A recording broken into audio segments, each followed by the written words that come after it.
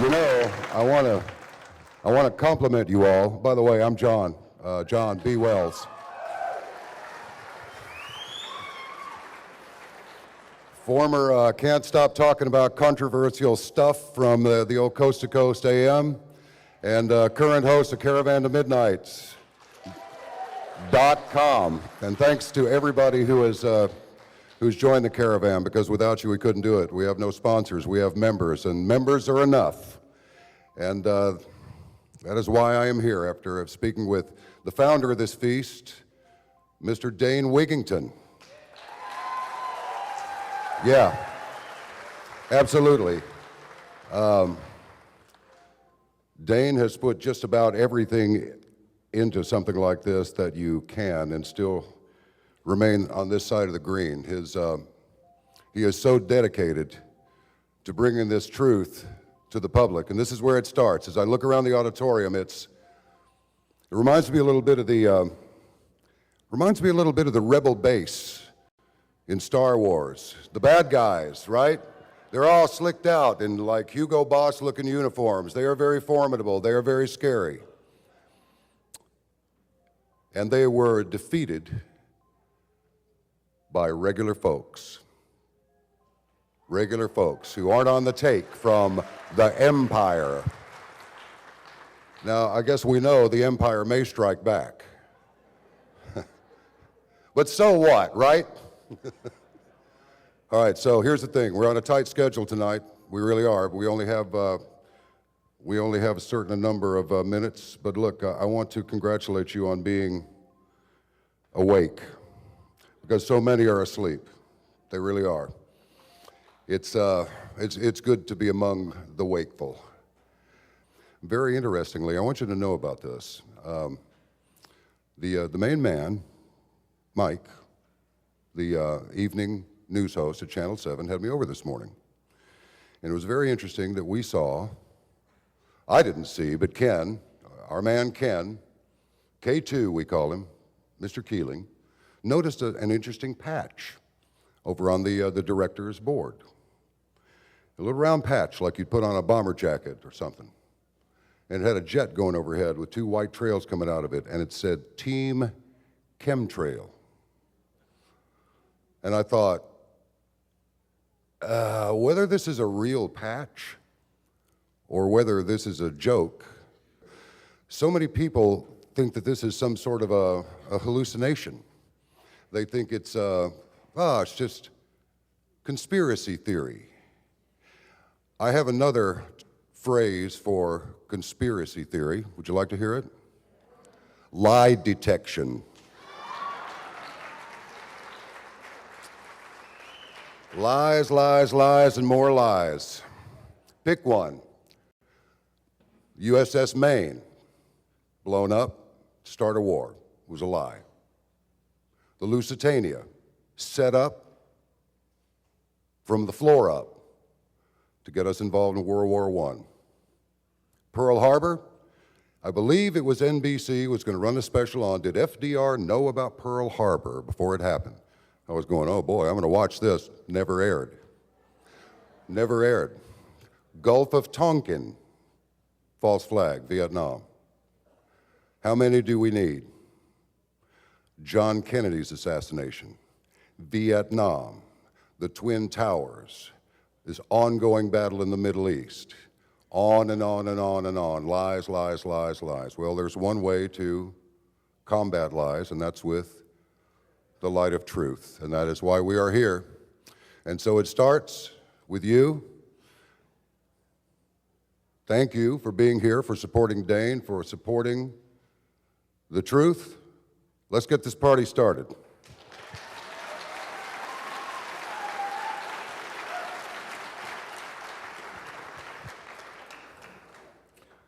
There'll be some people come up and make some statements now. The first, former U.S. military weather observer and former California Department of Fish and Game biologist, Mr. Allan Buckmann.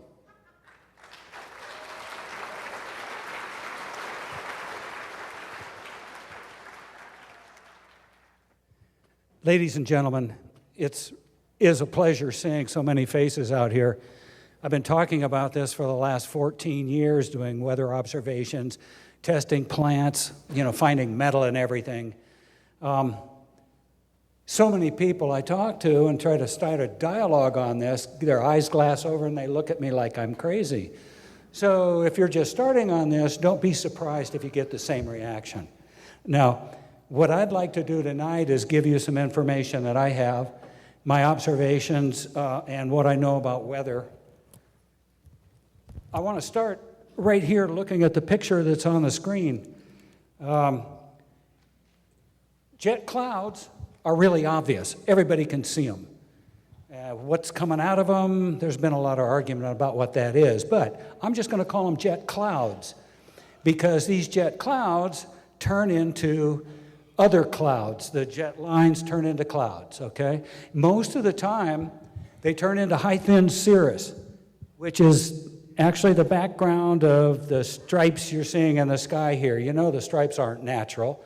If you look at the different stripes, you'll see that there are different types of clouds being formed by them. Well, that means that there's different kind of nuclei in them because it takes a particle in the atmosphere to form the clouds. It also seems that they must be making this in a slurry and adding a little water to it, but that's just a guess on my part. High thin cirrus, now this is a weather fact. High thin cirrus puts a cap on the weather column. It intensifies storms. It ionizes the air column because the particles are falling out of it going down through the air. It basically creates a plasma envelope that we're all living in. The other part that they're using with this is HAARP, and it can then send the energy into this plasma field, and they can heat and cool the air column. They can do a lot of things. In fact, I'm always finding new little pieces of information on this, so none of us have this down cold, believe me. And some of it we're having to take information that we're getting, I'll explain that a little bit more later, but that indicate what it might be that we're looking at. The high thin cirrus also increases UV burning. So if you're feeling heat magnification, that most of the time the high thin cirrus, it's natural, it comes in with weather fronts. How long has it been since you've seen a weather front? I've been looking at this for a long time. I haven't seen a natural weather front yet. If I see occasionally we have a day, it actually looks like real clouds. I'm not sure any of us have seen a real sky for the last 30 years, and if you're younger than that, you probably haven't. It changes the airflow patterns. It creates ecosystem stress. The stress is basically what is stressing the trees and why we're getting a lot of insect and fungal invasion. It's really from that more than anything. We're getting plant die-off, and again, the plasma envelope was really made for use with HAARP. I'll talk a little bit more about that. Now, NASA recognizes these clouds and what they do, but they have a habit of naming things strangely. The military loves doublespeak, okay? NASA calls them persistent jet contrails. And what they say about them is they trap warmth in the atmosphere and increase global warming. That's an important one to remember. How many days do we go by where we don't have these overhead and are getting global warming from them? And it contributes to long-range changes in Earth's climate, and it affects natural resources. And these things are all true, okay? The only thing is that that's misinformation. They're not contrails. A contrail, by definition, is a jet exhaust that is melting ice crystals in the atmosphere. And as it goes through and the heat goes off of it, they refreeze and you don't see them again. So the historic contrail was very short, not more than a couple airplane lengths long. It would evaporate just about as fast as the plane flew across the sky. I haven't seen hardly any of those lately. Now, I sit out in my backyard almost every night. I've got a pair of wolf dogs that I just love. But out there with them, I've been watching the sky and what's been going on.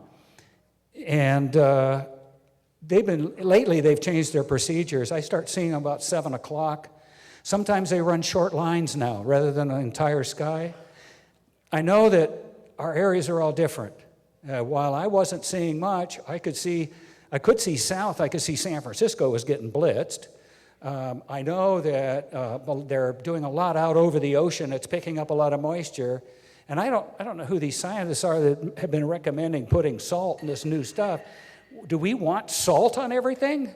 I mean, that's insane. Excuse me, but these people need another job, or they need to hire a biologist to show them what the heck's going on in the ecosystem. Almost none of this relates to good ecosystem management. We're in dire straits. This stuff is pushing us to the limit, and I've been really concerned. Again, they become the dominant feature in the sky. We started asking the question, well, what's in these things? And I don't know anybody that's gone behind any of these clouds and taken samples of these, and it's almost impossible to analyze something like that without a direct sample out of the vat that it's coming from. So we've had to look at substantive information. And so I thought, okay, if these things are falling out of the sky, what are they? So all of the rain samples and snow samples, and I've been testing lichens because they're used as an environmental monitor. And lichens soak up this stuff. And so my lichen tests have been coming out all over the Bay Area, the tests I've taken, 43,000 micrograms per milliliter of aluminum, about almost 4,000 in some areas of barium. So I'm getting aluminum, barium, strontium, there's lead. I think the lead's coming out of their gas. But we're getting all these metals. In 1987, we went through the water records, and Rosalind Peterson basically had a computer program written so we could even read the water records. They put these in a format that makes it impossible to just read through and find out any information. So on the program, we found out that it was in 1987 that every drinking water supply in California was contaminated by these same metals. Well, that and the lichens that had to come out of the air, and to have it all happen in 1 year, they're aerial. So what do we have coming in aerially? We looked at the dust blowing in from Asia. There's a lot of iron and things and going into the Amazon basin, and nowhere have we found any combination of these metals coming from anywhere. So if it's not coming from these huge plumes coming out of these aircraft, then maybe somebody can tell me where they're coming from, because it's the most likely suspect in the room. I believe it is, personally.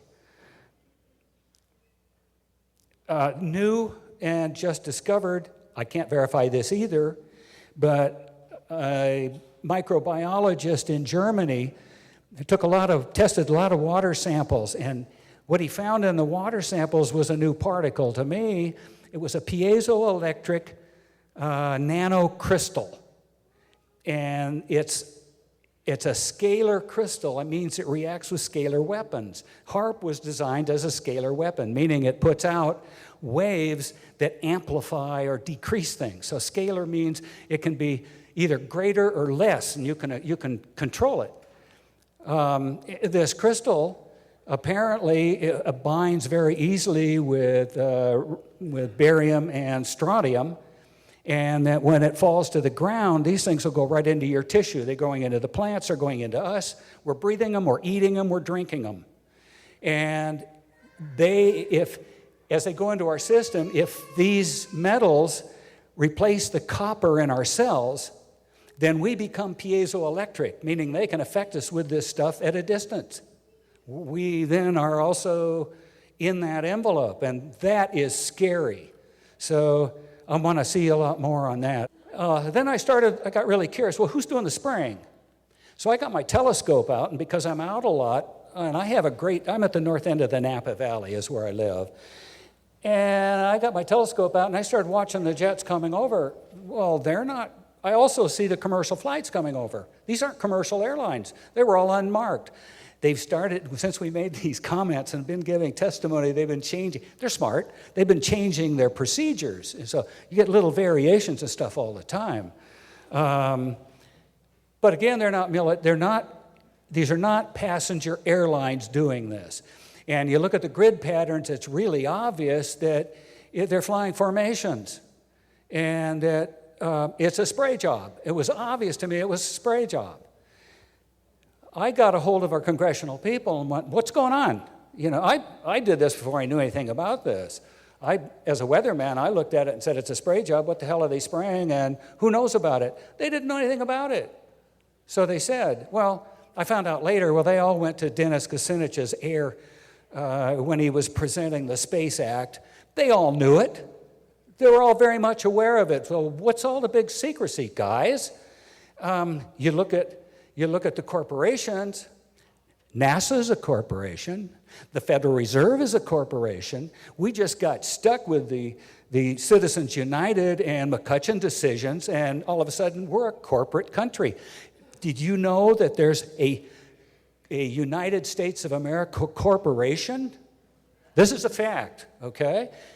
They're the ones that are creating all these problems. And we've got, right now, it's my understanding from folks I know, there's a huge war going on over that very issue within the United States. I'm seeing maybe some hope on the horizon of getting this arrested and under control. So.